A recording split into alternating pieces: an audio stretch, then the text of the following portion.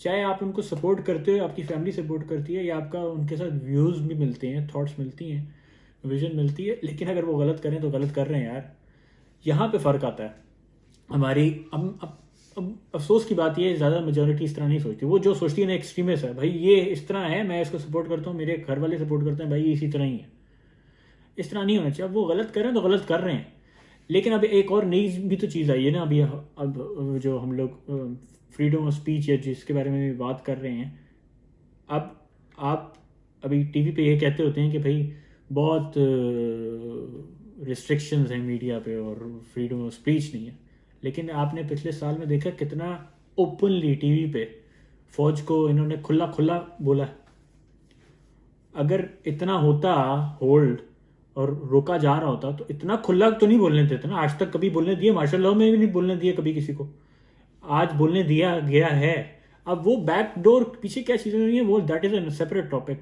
इधर तो हम लोग टॉलरेंस की बात कर रहे हैं ना, और बात सुनने की बात कर रहे हैं, डिफरेंट ओपिनियन को। बोला गया पिछले साल कितना ज़्यादा बोला गया, खुले आम बोला गया। बिल्कुल इसी तरह। नहीं, वो बात आपकी बिल्कुल ठीक है।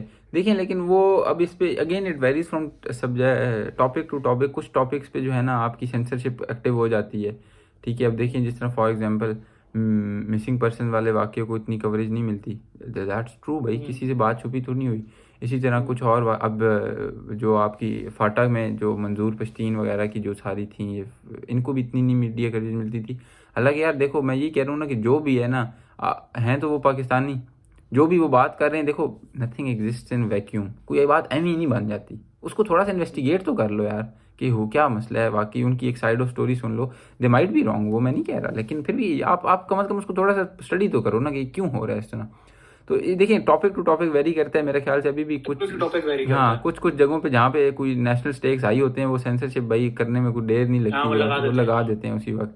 तो बाकी ये है कि बाकी मेरे ख्याल से ब्रॉडली स्पीकिंग यार, we are in the right direction, हो रही हैं चीजें, बेहतर हुए हैं, हाँ बेहतर लग रहे हैं कि हो रहे हैं, बेहतर हुए हैं बिल्कुल। चलें, तो ये तो हो गया। Let's go to another topic.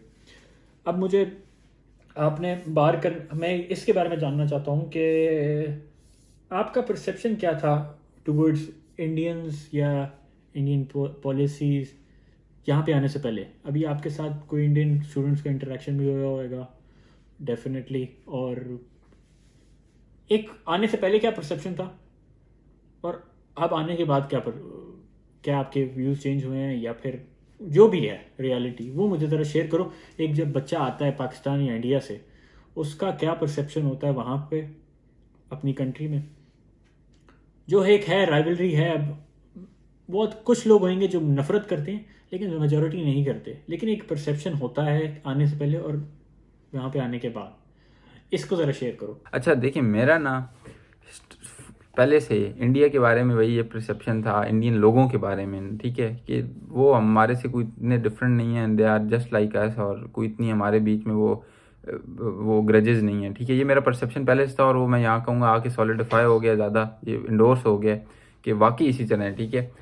और इंडियन इंडियन देखो, जितनी भी वो आप कहो ना कि जो वो है ग्रज है, जो क्लैश है, वो सारा पॉलिटिकल लेवल पे है।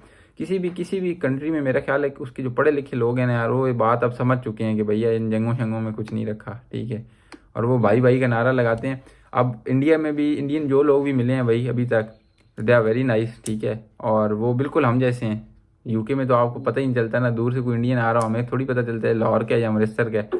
वह एक जैसे बंदे हैं, एक जैसी बोली है भाई, एक जैसे हमारा कल्चर बहुत सारा है, एक रिलीजन है डिफरेंट है, ठीक है, और उसके अलावा भी यार जबान हमारा बहुत बड़ा फैक्टर है। देखिए इंडिया में भी, और फिर इंडियन मुस्लिम्स भी बहुत सारे हैं, तो वो हमारा यार एक ऐसा बॉन्ड है जो कि नहीं जा सकता। देखो even after 7 decades of rivalry, आज भी जो लोग हैं दे आर सो क्लोज कि आप सिर्फ ये सोचोगे ये कितने और क्लोज होते अगर आपका बॉर्डर खुला होता, उसी तरह जिस तरह अमेरिका कनाडा का खुला है, आप आ जा रहे होते, टूरिज्म होती, तो वो बॉन्ड बहुत स्ट्रेंथन हो गया होता है। लेकिन अनफॉर्चुनेटली यार पता नहीं, इस पे वही बात है, हज़ार इस पे भी रीजन हम दे सकते हैं कि क्यों नहीं किया गया, किस वजह से नहीं किया गया।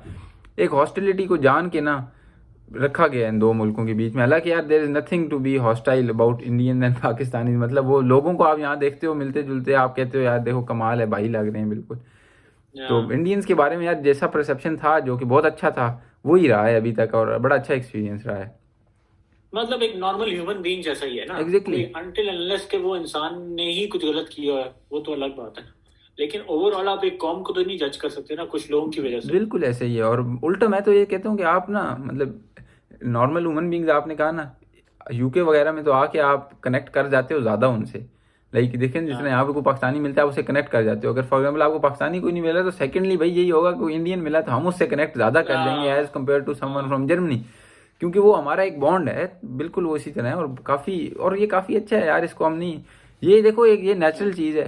अब इस चीज़ को यार आप जानबूझ के इसमें हॉस्टिलिटी इंस्टिल करने की कोशिश करो तो ये तो बड़ी अफसोसनाक बात है। और अल्टीमेटली हॉस्टिलिटी इंस्टिल होती भी नहीं है।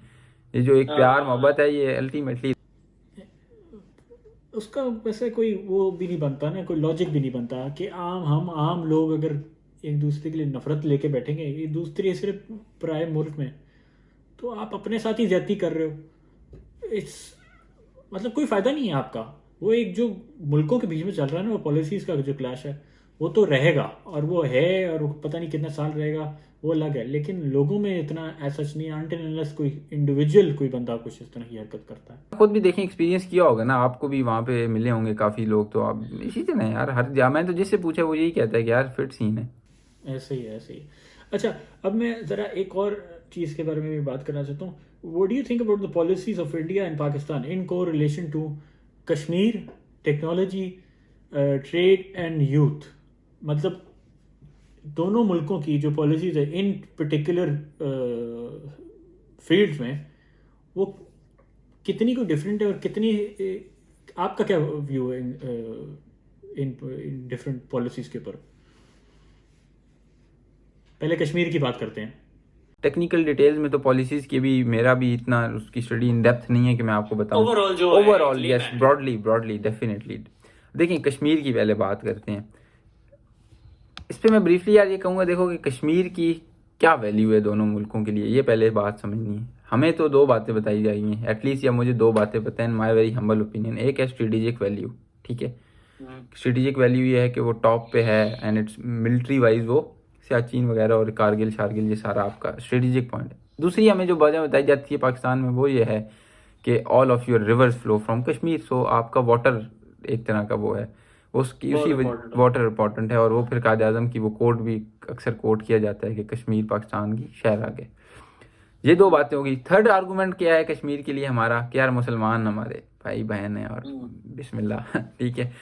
ये तीन आर्गूमेंट्स हैं। अब देखिए मिलिट्री वाइज चलो मैं अब इसकी स्ट्रेटेजिक डिटेल्स ना मुझे पता है ना मैं उसमें जाऊंगा, चलो अगर मान लिया आपका वो आर्गूमेंट मान लिया, ठीक है।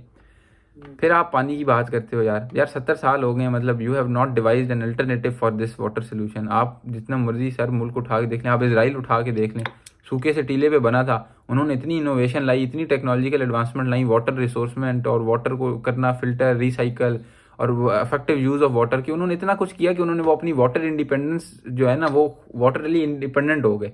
आपसे अभी तक एक डैम बना नहीं है, आप अभी कश्मीर के पानी भी नजर तीसरा डैम बन रहा है आपका। हाँ देखिए ना वो कुछ अभी देखिए मैं ये कह रहा हूँ कुछ चीजें अच्छी हो रही हैं, तो आप डैम बनाते यार। 70 साल थे आपके पास, आप कश्मीर वाले पानी से जान छुड़ा लेते, हो सकता था।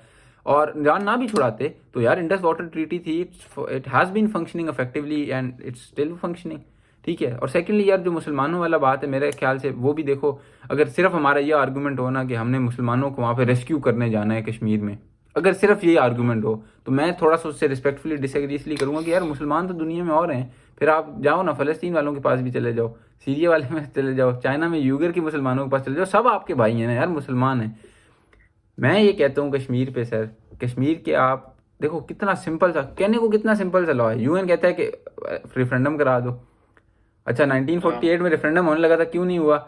वो जी सिर्फ इस बात पे मसला बन गया कि कौन सा मुल्क पहले ट्रूप्स विड्रॉ करेगा ताकि अंडर द ऑस्पाइसेस ऑफ यूएन एक इलेक्शन हो सके, ठीक है। इस बात पे डिस्प्यूट बना जनाब 1948 में या 1960s में, and it's still lingering on.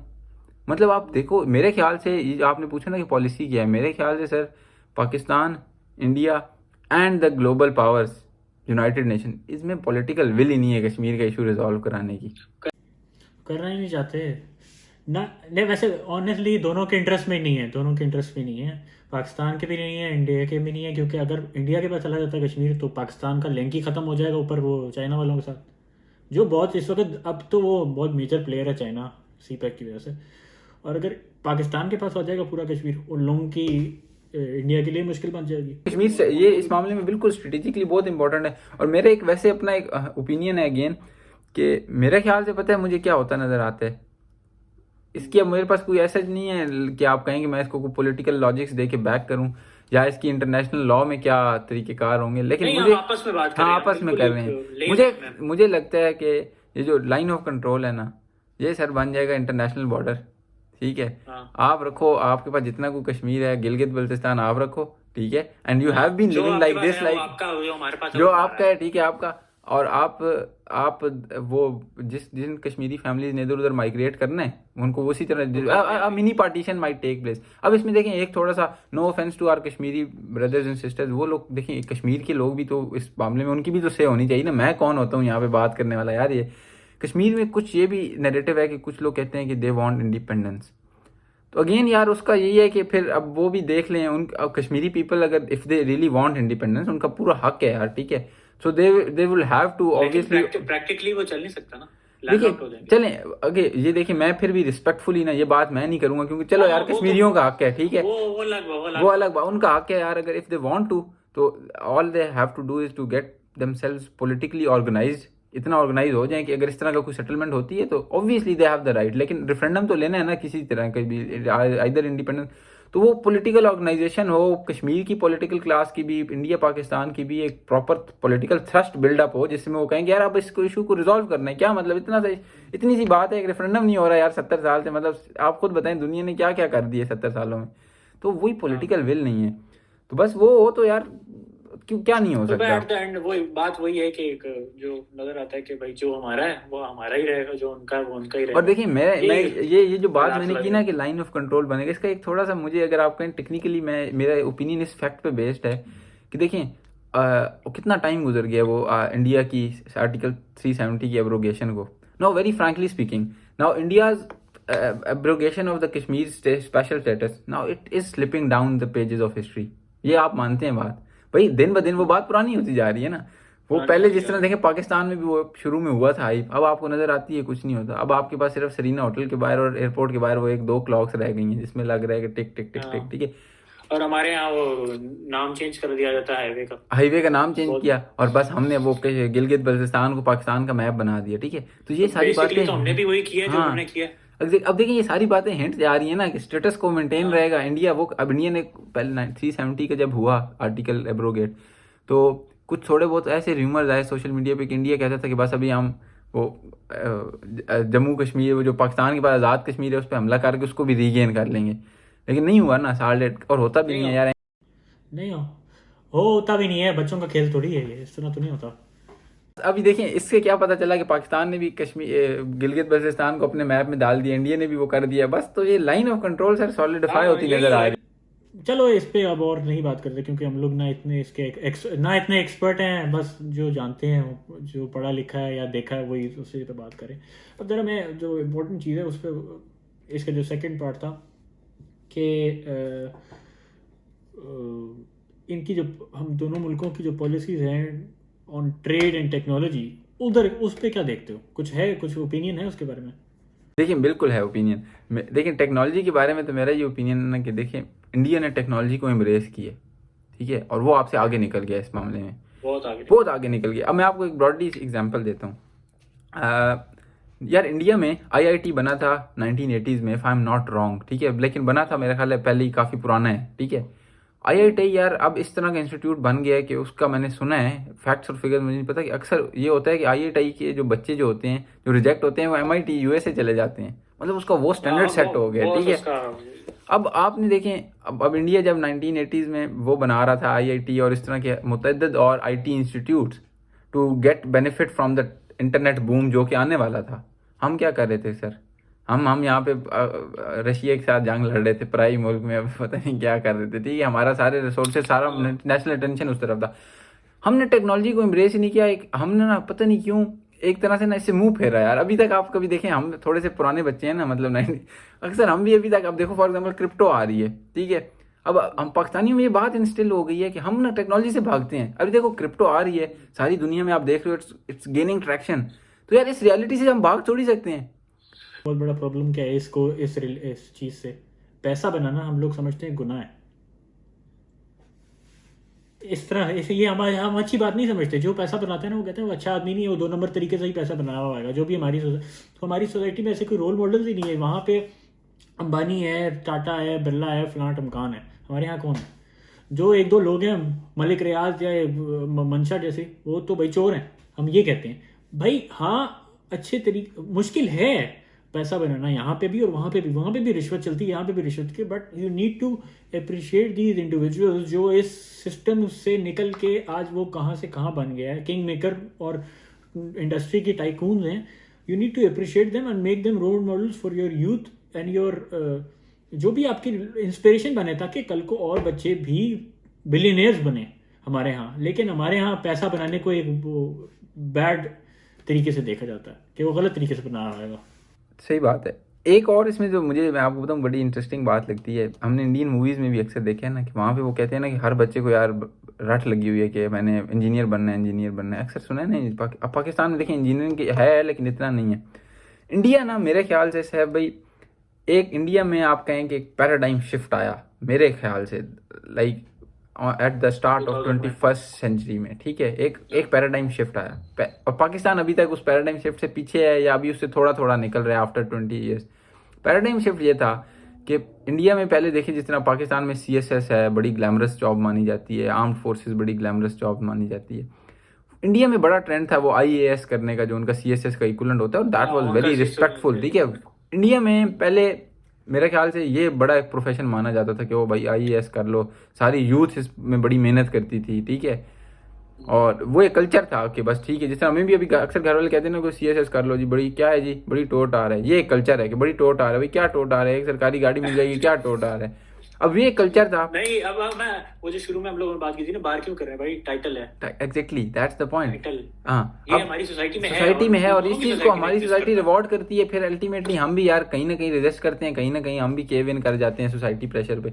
अब इंडिया में ये शिफ्ट ये आया कि इंडिया की सारी यूथ भी सर उन्होंने इंटरनेट को एम्ब्रेस किया, उन्होंने IT में इंटरेस्ट शो किया, और इंडिया ने on the same hand national state level पे वो इंस्टीट्यूशंस प्रोवाइड किए। तो अब Indian youth they are not as attracted to, हमारी यूथ अभी भी यार कहती है CSS करना है। भाई CSS कर क्या करना है, दुनिया सारी डिजिटल हो रही है, कोई काम करो जिस तरह कोई इस मामले में करो, कोई AI पढ़ो, कोई रोबोटिक्स पढ़ो, कोई इस तरह का चीज़ पढ़ो।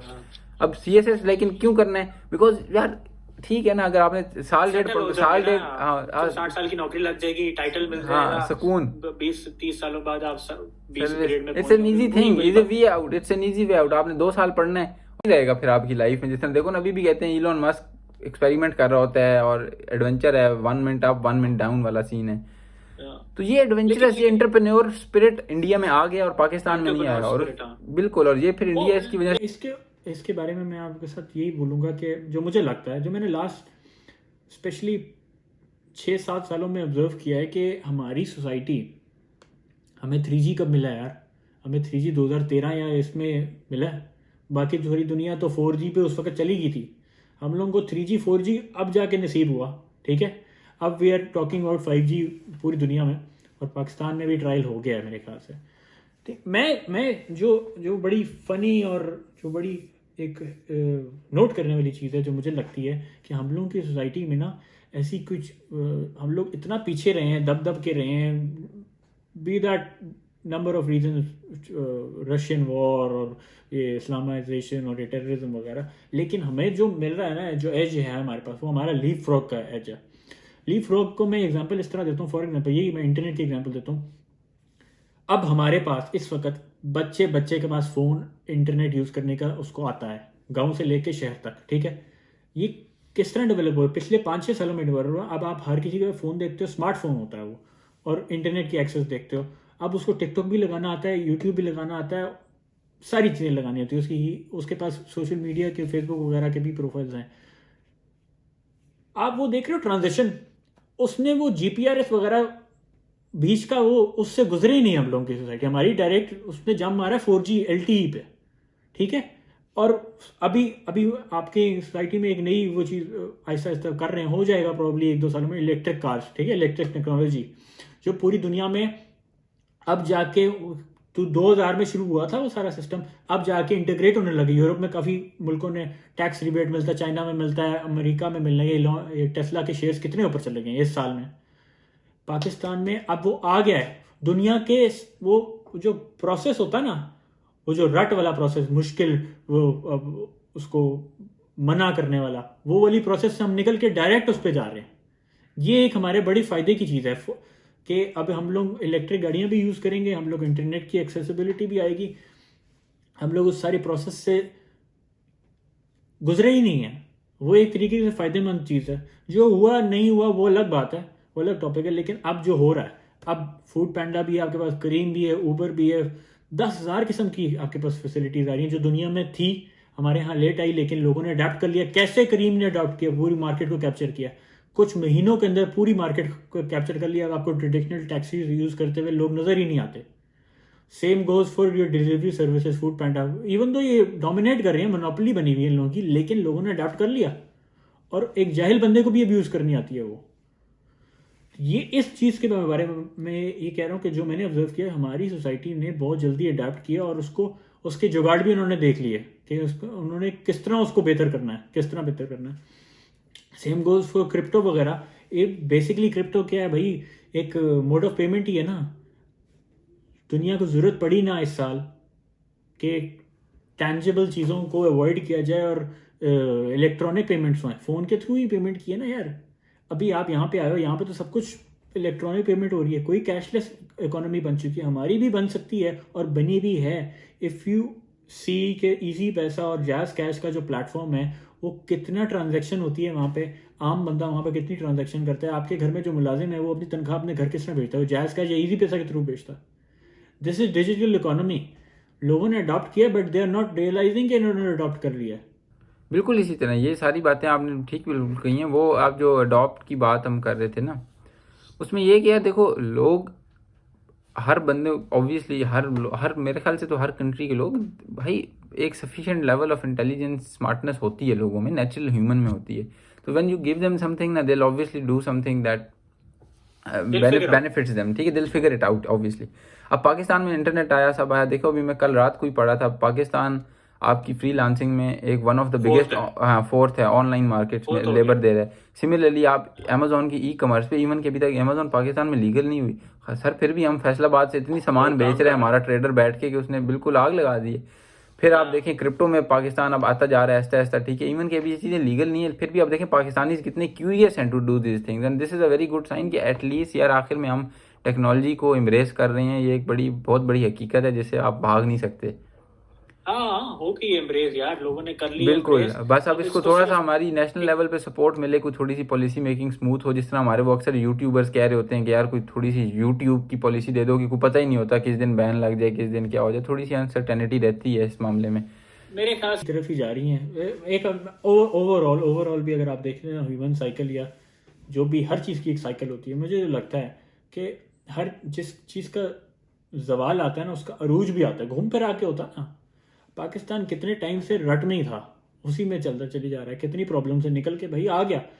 सेम आपकी साथ की जो कंट्रीज़ हैं जो ऐसी प्रॉब्लम थी टेररिज्म में, सीरिया, लिबिया, इराक, ईरान तो नहीं, इराक, और ये जितनी भी कंट्रीज़ हैं बर्बाद हो गई हैं। आज क्या है, no state, there is no state there. Pakistan भी इतनी ही टच करके गए हैं हम लोग उस एक्सट्रीम को। आज माशाल्लाह यू डोंट हेयर के कोई ब्लास्ट वाला, माफ़ करे, लेकिन नहीं हुआ, we have come out of that. तो ये एक बहुत अच्छी चीज़ हुई है, हम लोग बेहतर हो जाएंगे इंशाल्लाह। चीज़ें मुश्किल हैं लेकिन there is light at the and.